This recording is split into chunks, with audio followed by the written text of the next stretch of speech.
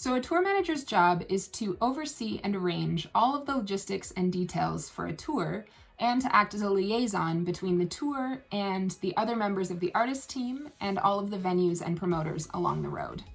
But when does that actually start? A tour manager's job can actually start weeks or months before a tour even begins, and that is known as the advance. So I, as a tour manager, work together with the technical members of the crew, audio, video,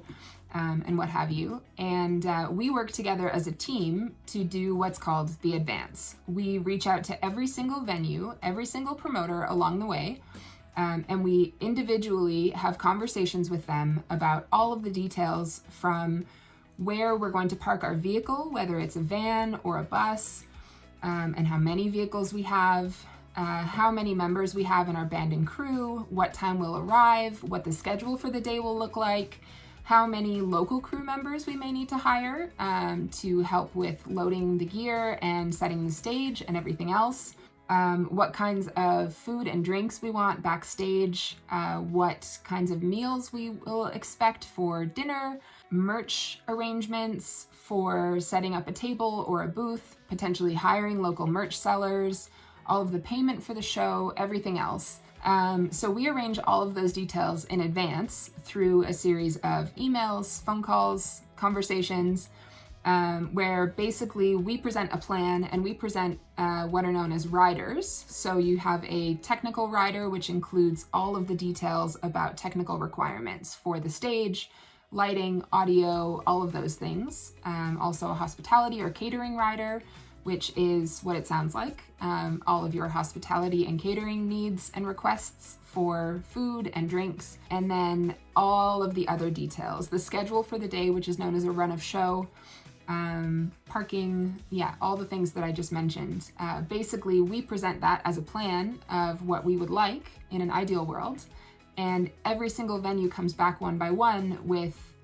amendments or changes or requests from their end as well. So that whole conversation period, that whole advance period can take weeks or sometimes months, depending on the complexity of the show. And then alongside that, there's also all of the other details that go into making a tour happen, from the travel, rehearsal time, rehearsal locations, accommodations, hotels along the way, where the actual routing of the tour, if we have a day off between cities, where will we go and where will we stay and what will we do?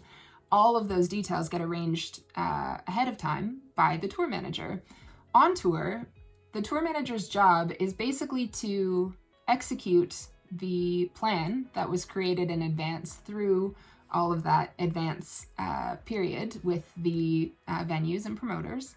and to understand that a lot of the things that were planned in advance won't go according to plan. I always say that part of the reason why it's important to do a detailed advance and to arrange every last little thing ahead of time is that so much can go wrong on a tour. There can be so much chaos and so many unexpected